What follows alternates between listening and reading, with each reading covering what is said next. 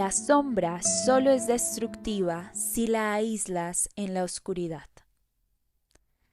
Hola, hermosa persona en la tierra, bienvenida, bienvenido a un nuevo capítulo de Florece en el Intento. Yo soy Dharma, tu mística al día de hoy, y para mí es todo un honor que me escuches. Aquí hablamos de temas místicos, espirituales, literarios y filosóficos para florecer en el intento. Hoy tenemos para ti el capítulo 7. Yo y mis guías espirituales queremos hablarte sobre cómo transmutar la sombra. Esta es la tercera parte de la serie. ¿Cómo saber cuáles son mis dones psíquicos? En las dos anteriores te expliqué que para que los dones psíquicos despierten, es necesario pasar por el proceso de purificación de la conciencia y aprendizaje espiritual. Y te dije que este proceso está hecho de 3 pasos: la cristalización de virtudes, la transmutación de la sombra y la trascendencia del ego físico. En el capítulo anterior te expliqué la cristalización de las 5 primeras virtudes que llevan a la integración orgánica de las 5 virtudes restantes. Si no lo has escuchado, ve a escucharlo. Por ello, en este capítulo nos vamos a ocupar del segundo paso, la transmutación de la sombra. ¿Cómo transmutar la sombra? Es la pregunta que nos acaece hoy. Para saber el cómo, primero debemos conocer el qué. Así que vamos a definir rápidamente lo que significa la sombra. La sombra está formada por todos los aspectos de nosotros o de nosotras mismas y de nuestro mundo que están operando en el lado disonante de la dualidad. Repito, la sombra está formada por todos los aspectos de nosotros o de nosotras mismas y de nuestro mundo que están operando en el lado disonante de la dualidad. En un lado de la dualidad encontramos armonía y en el otro lado encontramos desarmonía o disonancia. La sombra está hecha de desarmonía. Sin embargo, aunque la dualidad hace parte de la forma como está ordenada la materia, la sombra puede crecer más allá del balance entre sombra y luz, porque aspectos de nosotros y de la vida que operaban en la luz, en el orden, en la armonía, comenzaron a operar en la oscuridad o en la disonancia o en el caos. Puesto que la sombra también se compone de todo lo que hemos escondido en la oscuridad, de todo lo que nos da miedo, culpa o vergüenza. Está formada de la energía de los 3 primeros chakras en desbalance o en disonancia. Raíz, chakra raíz, miedo. Raíz, miedo. Sacro, chakra sacro, culpa. Sacro, culpa.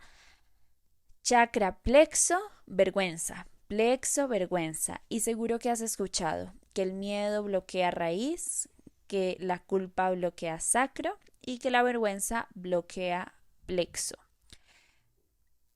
Pero realmente los bloqueos de chakras son mucho menos comunes que el hecho de que los chakras habiten o operen en desbalance, porque los chakras son centros de energía, entonces dirigen la energía desde un lugar o de otro y la energía en qué vibración. Bueno, eso lo podemos hablar después. Continuemos con nuestra charla de la transmutación de la sombra. También la sombra se organiza en las desvirtudes primarias. 1. Violencia. 2. Falsedad. 3. Desintegridad. 4. Incontinencia. Y 5. Avaricia. Entonces, retomemos. La sombra está formada por miedo, culpa y vergüenza, que es la energía disonante de los 3 primeros chakras, y se organiza. Es decir, está formada nos habla de la materia, digamos, de la masa con la que está hecha, ¿cierto? y la forma, es decir, la forma como esa materia se organiza, no estamos hablando de materia sino de energía, pero es para que lo traigamos en una imagen mental. La forma como se organiza son las desvirtudes, es decir, el miedo, la culpa y la vergüenza se organizan en violencia, falsedad, desintegridad, incontinencia y avaricia. Y esa es la sombra. Respiremos, porque yo sé que los que somos perfeccionistas y tenemos una fijación con ser buenos, aquí estamos diciendo, tal vez sí soy. Tranqui, todos los seres humanos tenemos sombra y en colectivo creamos la sombra del mundo. Punto final, no hay que buscarle más patas al gato, vamos a justamente a hablar cómo transmutarla individualmente y en colectivo, pero tener sombra hace parte de ser un ser encarnado en la tierra, de ser un ser humano encarnado en la tierra. Por lo que, si nos preguntamos sobre cómo transmutar la sombra, es porque hemos reconocido la sombra, nuestra sombra, y la manera como influencia el despliegue de nuestra vida, y por ello queremos transformarla. Lo cual ya es un progreso gigante, el solo reconocer, hey, esta cosa de mí opera en mi contra y está generando disonancia, desarmonía a mi alrededor, esto me parece que es la sombra y quiero transformarla. El poder decir eso es un paso gigante y muchísimos seres humanos viven la vida sin dar ese paso. Sí, que antes de continuar, quiero que te des un abrazo, un aplauso, un apapacho por estar haciendo este proceso y estar estudiando sobre este proceso. No sé si necesitabas oírlo, pero vas por buen camino, Florecita. Ahora sí, este proceso de transmutación de la sombra es simbólicamente un proceso alquímico en donde iluminamos la sombra y transmutamos su densidad a la sutilidad. Entonces, algo que tiene peso, forma, densidad, propiedades de la materia, se transforma en algo sutil, algo con menos magnitud en esas propiedades de la materia o tan poca magnitud que es casi imperceptible y pasa a ser algo intangible. Básicamente, el proceso de transmutación es aquel en el que volvemos nuestra sombra a la luz. Y como te dije con el proceso de cristalización de virtudes, no buscamos la perfección. Debemos tener claro que mientras estemos en la tierra, la sombra va a seguir existiendo. Lo que vamos a encontrar es la posibilidad, sí, de transformar a la luz muchas partes de nosotros mismos, de nosotras mismas, a través de la gestión del miedo, la culpa y la vergüenza acumuladas. Pero esas emociones y las desvirtudes mismas continúan apareciendo y nuestra habilidad para elegir que no sean nuestras guías es lo que nos permite habitar la luz o la sombra. Wow, esto es muy poderoso. Quiero contártelo otra vez. ¿Por qué no buscamos la perfección en la tierra? Porque mientras estemos en la tierra, la sombra va a seguir existiendo. Y lo que sí tenemos la posibilidad, lo que sí está en nuestra decisión es transformar a la luz las partes de nosotros que llevan mucho tiempo operando en la sombra a través de gestionar mejor esas tres emociones, miedo, culpa y vergüenza, ¿sí? También lo que podemos elegir es que esas emociones y las desvirtudes no sean nuestra guía, que no actuemos en función de ninguna de esas dos cosas, ni de las emociones, miedo, culpa y vergüenza, ni en nombre de las desvirtudes, violencia, falsedad, desintegridad, incontinencia y avaricia. Esas dos cosas están en nuestra elección y es lo que nos permite habitar más la luz que la sombra, pero eso no quiere decir que la sombra deja de existir y por eso no buscamos la perfección. Siempre podemos elegir entre habitar la armonía o habitar la desarmonía. Siempre podemos elegir. Eso no significa que la armonía sea un estado constante y absoluto, porque hay muchos procesos que requieren caos. No quiero hacerle una apología al caos, hacerle una oda al caos y querer habitar todo el tiempo el caos como algo romántico es muy peligroso y lleva a cosas que no nos hacen bien ni le hacen bien al mundo, pero sí hay veces que tenemos que desordenarnos o que la vida se desordena y es caos para que podamos ordenarnos de nuevo. Esto es una danza entre el destino y el libre albedrío, es una danza entre el orden establecido y la estructura perfecta y la energía caótica, el aliento de vida, ¿ya?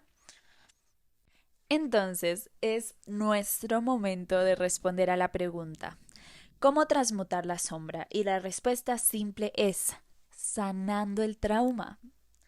Porque en el trauma es donde están acumuladas el miedo, la culpa y la vergüenza.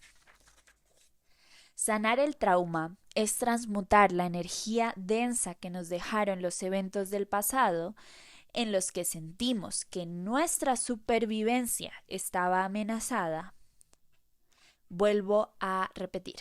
Sanar el trauma es transmutar la energía densa que nos dejaron los eventos del pasado, en los que sentimos que nuestra supervivencia estaba amenazada.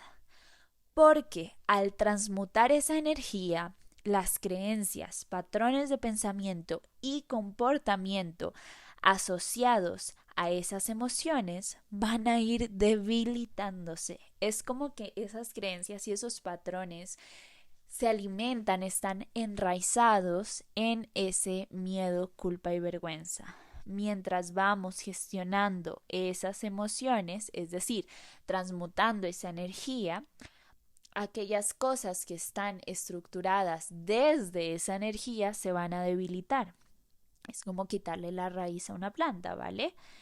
En cambio, se van a fortalecer aquellas creencias, patrones de pensamiento y comportamiento que van alineados con las nuevas emociones y estados energéticos que vas a comenzar a buscar, cultivar y habitar. Vuelvo. Al sanar el trauma, los pensamientos, los patrones de pensamiento y de comportamiento que se basan en el miedo y la culpa y la vergüenza se debilitan. Y en cambio se fortalecen aquellos patrones de pensamiento y comportamiento que se alinean a las nuevas emociones y estados energéticos que vas a comenzar a buscar, cultivar y habitar. Perdóname, Florecita, que repetí mucho en este podcast, pero siento que es información que está bien profunda y que necesitamos a veces escuchar más de una vez para integrarla. Siento que con la información metafísica, esotérica o los análisis filosóficos escuchamos y a veces una parte de nosotros más automática dice, ay, sí, ya lo sé, porque a veces suena como algo obvio, porque de verdad esta forma de expresar, digámosle, no las verdades del universo, porque no es que la verdad sea subjetiva, pero siento que hablarlas como las verdades del universo nos lleva a creer que hay una sola traducción, pero sí, al hablar de estas constantes del universo, las cosas son simples, a veces son obvias. Ese es el punto, que son obvias y que aún así no las vemos. Y de ahí la importancia de repetir hasta que caigamos en cuenta, hasta que esto se vuelva algo visible, integrado. Sigamos hablando ahora sí de la sanación del trauma. Para mí, la forma más hermosa, efectiva y mágica para sanar el trauma es a través de los métodos somáticos simbólicos, es decir, que combinan aspectos corporales y del lenguaje. Pero hay muchos métodos diferentes, solo que en mi opinión y la de muchos investigadores del trauma, los métodos que no incluyen activamente el cuerpo no son tan efectivos.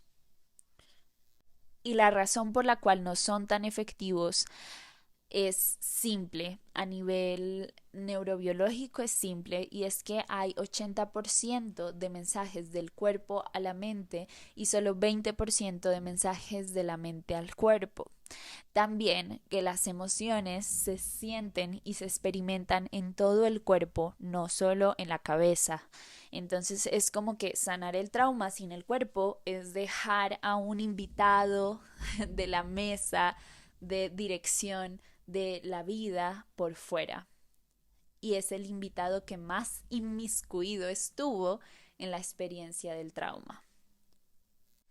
Y sanar el trauma también es un tema muy complejo y controversial a veces, porque la palabra sanar la tenemos asociada a algo definitivo, pero el trauma es una experiencia, es un fenómeno transformacional. Entonces, realmente sus efectos y los aprendizajes a lo largo del proceso de transmutación siguen sucediendo, yo me atrevo a decir que toda la vida. Puede que ya no se presente como síntoma el trauma, ¿sí? Puede que esos patrones de pensamiento, esas creencias, esos patrones de comportamiento que el trauma nos dejó, sean mucho más débiles, pero siguen estando como una huella y de hecho haber vivido, haber pisado esa huella, hace parte bien grande de lo que somos y de lo que vinimos a hacer a la tierra. Así que me gusta en lugar de usar la palabra sanar, usar la palabra transmutar, transformar el trauma. Y se transforma el trauma en aprendizaje, en autoconocimiento y en reconexión con el cuerpo. Empezando porque el trauma es desconexión. Desconexión del cuerpo, desconexión de los cuerpos, desconexión de la mente con el cuerpo, desconexión del alma con el cuerpo. Y la pregunta que nos queda, hermosa persona, es cómo empezar. Y para empezar a sanar el trauma, que empieza con la gestión de esas memorias y esa energía acumulada, para empezar con ese paso, que es un paso activo, primero hay que generar las condiciones de estabilidad, comodidad y seguridad para poder hacer ese proceso de gestión, porque es un proceso grande. Imagina que llevas acumulando miedo, culpa y vergüenza durante muchos, muchos, muchos años. A veces es miedo, culpa y vergüenza de otras generaciones de tu linaje. Y si no te choca hablar de reencarnaciones, también hablamos de la carga kármica de otras vidas. Entonces es una cantidad de energía densa, grande, y soltarla, gestionarla, que salga a la superficie para finalmente gestionarla, es como un terremoto en el cuerpo. Y de hecho, dependiendo de la técnica, dependiendo de la persona, hay personas que pueden llegar a tener temblores y una especie de convulsión al vivir este proceso. Entonces, por eso lo primero es encontrar el espacio de seguridad, estabilidad y comodidad. Este espacio puede o no ser propiciado, casi digo propiciado por un terapeuta o una terapeuta, por una persona entrenada en sanación, en transmutación del trauma desde distintas áreas. Yo lo he vivido con practicantes a través de yoga alquímico intuitivo informado en trauma. Sin embargo, dependiendo del caso y también de la magnitud del trauma, que no habla de la magnitud del suceso, sino de las cosas que dejó ese suceso, la cantidad de energía que generó ese suceso. eh, una práctica informada en trauma puede no ser suficiente y puede requerirse una persona que sea experta en gestión del trauma a nivel somático. Entonces esas más o menos son las condiciones iniciales. Ahora, igual para muchas personas es seguro estar con ellos mismos, con ellas mismas y vivir este proceso de en contención en su propio hogar o con una persona cercana que aman a través de prácticas somáticas, bien sea yoga alquímico intuitivo informado en trauma, breathwork o ejercicios somáticos gentiles. También hay formas de hacerlo a través de la danza. Todas estas opciones pueden ser seguras para muchas personas y es una buena forma de gestionar el trauma. Para mí se empieza allí, viendo qué condiciones se necesitan para que este proceso se efectúe de forma segura. Y luego empieza a ser un proceso de gestión corporal de las emociones, sin realmente tener que desenredar, recordar y explicar las creencias, los pensamientos o incluso los mismos hechos que luego nos dejaron un trauma. Yo he visto casos, muchos casos de personas para las que la claridad sobre por qué pasó o de dónde viene qué comportamiento y qué pensamiento, qué comportamientos están asociados a qué raíz y todo eso viene después, esa claridad racional viene después de haber soltado de forma corporal esas emociones, de haberlas gestionado. En mi caso, por ejemplo, yo ya tenía mucha claridad de dónde venía cada cosa, qué forma, qué pensamientos, qué comportamientos, qué mecanismos tenía mi trauma a nivel racional. Yo lo entendí antes y para eso tuve que leer un montón y fue bien desgastante de hecho y confundidor y embotellante. Fue demasiado denso y la razón por la cual hacerlo de forma racional puede ser y sentirse de esta manera es que pues sigues cargando toda esa energía densa. Entonces al escudriñar y tocar la herida y tratar de entenderla y hacerle un interrogatorio a esa herida, en realidad estás removiendo esa energía densa sin tener las herramientas para gestionar esa energía. Entonces es como que te dan náuseas de la energía porque la removiste, pero no la soltaste. Entonces es como mover la basura y no botarla, básicamente. De manera que retomando se empieza en un entorno perdón, generando las condiciones para que sea un espacio seguro, estable, de contención y luego se hace una gestión de emociones con herramientas somáticas específicas para gestionar emociones acumuladas derivadas de situaciones traumáticas. Y la tercera cosa, que sería cómo transmutar la sombra en el día a día, se hace a través de una técnica que es de Michael Singer. Y suena muy simple, pero recordar hacerla y hacerla en el momento es a veces difícil. Así que entre más la practiques va a ser más fácil, te lo prometo porque lo sé por experiencia propia. Al principio va a ser complejo, pero poco a poco y de verdad de forma muy rápida, a las 3 semanas va a ser mucho más fácil. Y es cuando algo te detona, cuando algo te hace sentir culpa, vergüenza o miedo.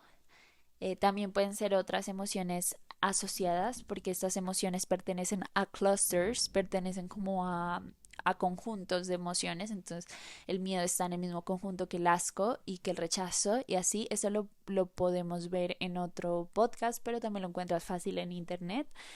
Y es cuando se triggere algo que hace que la respuesta, bueno, que el mensaje sea esta emoción, que el mensajero, perdón, sea esta emoción o cualquiera de estas emociones.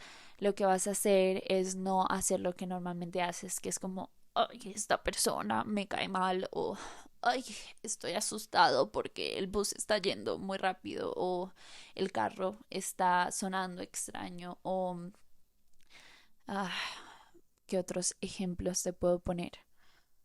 Siento vergüenza porque me caí y alguien me vio o porque salí en pijama y me encontré a mi jefe, no sé, cualquier situación. Quiero que te relajes. Sí, cuando Michael Singer lo expresa, lo dice así y también se ríe. Y yo cuando lo escuché por primera vez me enojé un poco de, ay, pero no, o sea, esta charla se supone que iba a ser revolucionaria y que me iba a cambiar la vida y esta persona sale con que cuando uno siente una emoción incómoda se relaje. Es como que cuando estás ansioso o cuando tienes ya síntomas de ansiedad alguien te dice, es que solo te hace falta relajarte más. Pero te voy a decir exactamente cómo funciona, porque es que saber cómo funciona hace que todo cobre sentido. Incluso si el miedo, la culpa o la vergüenza son reales o más bien pertinentes en ese momento y cuando estas emociones son pertinentes. Entonces primero te voy a decir eso para que salgamos de esas situaciones de una vez sabiendo que primero, siempre las emociones son válidas, pero lo que nos interesa saber es si esas emociones son pertinentes, es decir, si pertenecen a este momento o si vienen de otro momento en el pasado, es decir, son emociones acumuladas. Una emoción es pertinente cuando lo que ocurrió es en el momento algo que está asociado al mecanismo de funcionamiento de esa emoción. Entonces, el miedo es una emoción que funciona para alertarnos de un peligro, igual que la ansiedad, solo que en la ansiedad es un peligro que se acerca, en el miedo es un peligro como en suspensión, en infinitivo, ¿sí? Entonces, si en ese momento está ocurriendo algo que de verdad es un riesgo, esa emoción es pertinente. Si no está ocurriendo eso o hay que pensar mucho y argumentar mucho para justificar por qué esa situación es un riesgo, entonces no es pertinente. La culpa es una emoción que es pertinente cuando actuamos en contra de nuestros valores. Si sientes culpa porque, no sé, actúas en contra de los valores que te impusieron o de una doctrina o de otras personas, entonces la culpa no es pertinente. Pero si sientes culpa porque te traicionaste a ti mismo, a ti misma y a tus valores, entonces sí es pertinente. Porque es que todas las emociones tienen una función. Y yo quiero que quede claro que cuando hablo de gestionar estas emociones, no estoy en ningún momento diciendo que evitar sentirlas es el camino, porque de hecho para gestionarlas hay que sentirlas primero, ¿ok? Luego, tenemos la vergüenza. La vergüenza es una emoción que nos habla de la pertenencia y de la forma como nos ven los otros y del lugar que ocupamos en la sociedad. Es pertinente cuando hemos actuado haciéndole daño a ese colectivo o hemos faltado a nuestro rol en ese colectivo desde nuestros valores, desde las virtudes, que vendrían a ser como los valores universales.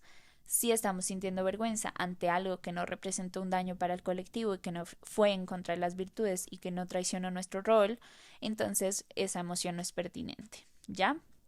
Una vez salimos de la pertinencia de las emociones, sabemos que cuando no son pertinentes es porque la vida, que es un océano, toca una de nuestras piedras. Una piedra es un trauma que ya se volvió duro y en forma de algo más tangible, es decir, creencias, pensamientos y comportamientos.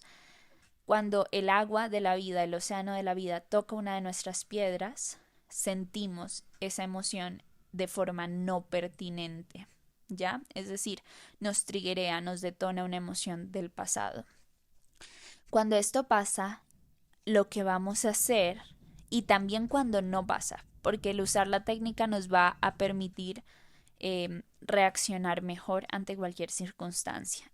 Entonces, esto sirve tanto para cuando es pertinente como para cuando no es pertinente, pero era necesario hacer la aclaración porque cuando sí es pertinente, la forma en la que la reacción se sitúa es distinta a cuando no lo es. ¿Sí? Porque si tenemos un peligro inminente al frente, pues sí nos relajamos para actuar bien, sí, pero tenemos que actuar. Mientras que si no era una emoción pertinente, lo que ocurre es lo siguiente, que vendría a ser básicamente la transmutación de la sombra en lo cotidiano. Y es que ¡pum!, algo nos tocó, esa piedra, ese trauma, esa emoción acumulada y solidificada. Entonces lo que hacemos en lugar de pensar es que todas estas razones respaldan por qué debo tener miedo ante esto que pues no está sucediendo y es imaginario, o es que todas estas razones dicen por qué debo sentir culpa aunque no esté yendo en contra de mis valores, es que todas estas razones dicen que debo sentir vergüenza aunque no esté actuando en contra, haciendo daño al colectivo. Cuando eso pase, no nos vamos a ir a buscar razones, ¿sí? No nos vamos a enganchar a esas razones. Incluso si las razones ocurren como pensamientos, las vamos a dejar pasar, las vamos a ver como en un televisor, como en un avioncito, con un letrero, y las vamos a dejar pasar. Y en cambio, lo que vamos a hacer es respirar profundo, sintiendo la contracción, es decir, la tensión, el habernos tensionado ante esa emoción, o mejor dicho, es que la tensión es la emoción en sí misma, pero bueno, vamos a sentir esa piedra y vamos a exhalar lento y a tratar de relajar todos los músculos, de abajo hacia arriba o de arriba hacia abajo. Cada emoción te va a decir en qué orden hacerlo. La sabiduría de tu intuición corporal te lo va a decir, y a veces da risa, a veces da un ligero temblor, a veces lloras, porque así se siente gestionar el trauma, así se siente soltar el trauma, así se siente transmutar la sombra. Como siempre, ha sido un placer acompañarte en esta media hora en Florece en el Intento. Por favor, si este contenido resultó valioso para ti, no olvides dejarme un comentario o enviarme un mensaje. De verdad me hace muy feliz saber que la forma como estoy traduciéndote y expresándote los mensajes te sirve para tu vida, y también porque cuando me cuentas lo que pensaste, la forma como lo integraste, yo aprendo un montón de ti. Eres sabio, sabia, llena de luz, de amor y de magia infinita. Y no lo olvides, florecita, florece en el intento. Nos vemos la próxima semana en un nuevo capítulo. Esta vez por fin vamos a hacer la tercera parte de cómo saber cuáles son mis dones psíquicos, y encuentras ese capítulo también en YouTube o en Spotify, y suscríbete a cualquiera de los canales para seguir recibiendo tu dosis de florecer. Que tengas un día hermoso. Te mando un abrazo.